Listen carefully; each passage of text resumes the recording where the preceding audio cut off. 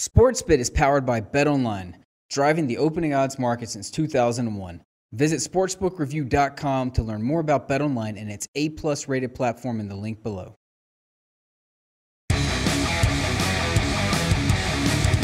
Welcome to SportsBit Betting Insight today from SBRpicks.com. Monday, January 15th, MLK Day in the U.S. Let's get right into it. We've got all kinds of hoop action to discuss for tonight in Big Game Breakdown, including the Cavs against the Warriors, plus a pair in college hoops. But let's start off with a little NFL recap, what we like to call BBBBBB. Bad beats, bad bets, bad for the books. Well, we'll start with the openers. You already know what happened in terms of the sides. Openers for the championship games. Patriots -9 and 46 against the Jags. Vikings, let's call it 3.5 and 38 against the Eagles. There's some 3s out there. There were some 8s out there for New England. But bottom line, we've got openers for the championship games. Early money, like I said, a little bit towards Minnesota, a little bit towards New England, both favorites attracting, again, the very first wagers when you're talking about the championship games. 4 NFL games over the weekend. Let's go through all 4. Falcons, Eagles. The sharp money came on Philly late. Atlanta closed only -2.5. They were -3 for most of the week. Plenty of money on the under in that ball game, 40.5, the closing total. Eagles and under, get the money. Nick Foles, let's call him just good enough. All dink and dunk, or largely dink and dunks with the passing game, but 23 of 30, only 7 incompletes from Foles, 246 yards, 0 interceptions, 1 sack. He avoided the negative plays. Falcons, they got 1 short touchdown drive after a fluky punt fumble off the leg of a Eagles player, then basically nothing the rest of the game.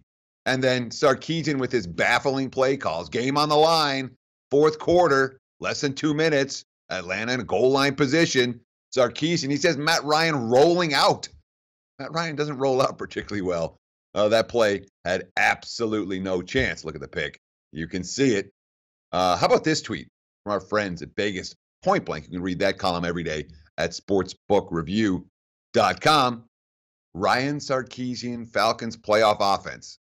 2 touchdowns on short drives after getting special teams turnovers, 36 net yards. 1 touchdown on the other 18 full possessions. Sarkisian, yeah, he got some credit after beating the Rams. We talked about it last week. They didn't do a whole lot. The offense didn't do a whole lot in that ball game. They didn't do a whole lot over the weekend either.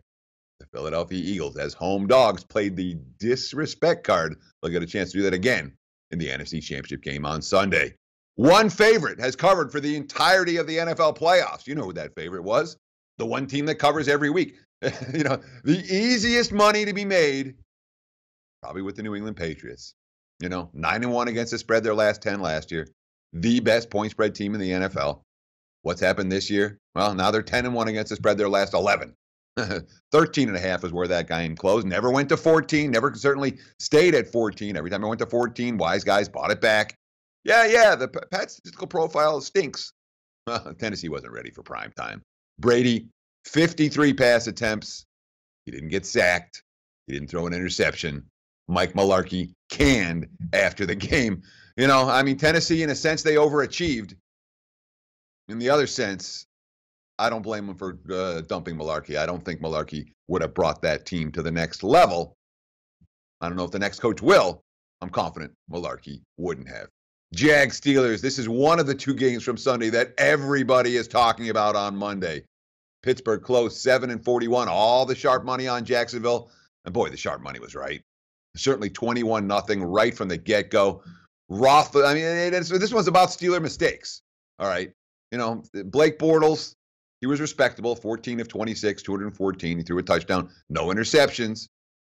Ben put up the huge numbers. What do you have? 469 passing yards, 5 touchdowns.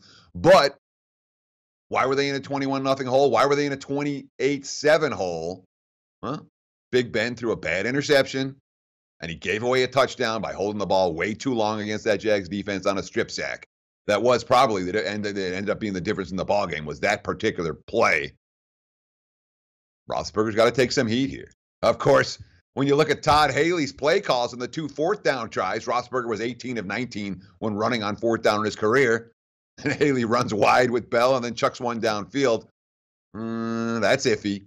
But the one that's going to take the most scrutiny on Monday morning, and deservedly so, the onside kick before the 2-minute warning with 2 timeouts left. Jacksonville didn't get a first down. They ended up kicking a field goal. Those 3 points ended up being the difference in the game. Mike Tomlin, not his best showing. As the Steelers score 42. How about you a bet before the game if you knew Pittsburgh was going to get to 42? Wouldn't have been good if you laid it on the Steelers. -7. Jags score 45, go 5 for 5 in the red zone. Now they travel to New England. Congrats, Jags. You won that one. And now you got to win another one in Foxborough.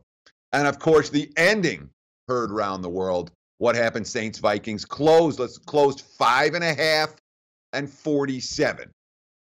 How many millions were in doubt while waiting to see whether Minnesota was going to attempt that final point after, which they didn't, took a knee, obviously.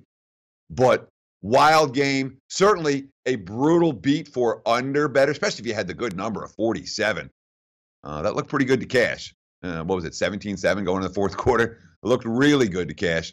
Turns out to be 4 lead changes in the final 3 minutes of that contest, including the game winner, Marcus Williams, with a gaffe that will be replayed over and over again.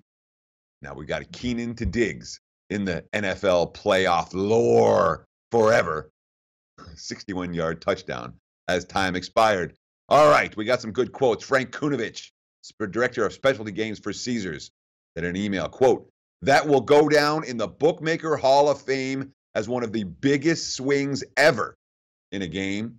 The only thing better was if they kicked the PAT." Remember, this was a sharp square divide game. The point spread, the wise guys all over Minnesota, -3.5, up to 4, up to 4.5, up to 5, up to 5.5. Public all over the Saints, taking the points with New Orleans. You know, Jay Rude, vice president of Race and Sports over at the MGM, said there was twice as much money bet on the Saints as was bet on the Vikings at his shop. Quote, "We went from what would have been our best day of the season to squeaking out a small win on the day." Chris Andrews from the South Point, quote, "Vikings by 5 was a terrible result for us. Over was a killer too." Yeah, lots of point spread drama, which we love and enjoy, and the stress is part of what we do. But the bottom line is that game ended up landing on 5. That was an F job for the house. And hopefully, whichever side you had in that ball game, you were able to cash if you bet at good numbers. Big game breakdown coming up next. Stay tuned. MLK Day NBA, Cavs, Warriors. Don't miss out on SportsBit Betting Insight today from SBRpicks.com. Hey guys, thanks for tuning in to our channel. Now, we've put a lot of work into producing all these free videos, so please help us out and keep all our content free for you forever by simply liking, sharing, commenting, and subscribing. Now, not to mention, a visit to our industry-leading website will warm the hearts of all our SBR employees, especially myself. Now, the links are over there to the left, so do check those out. Thanks for watching.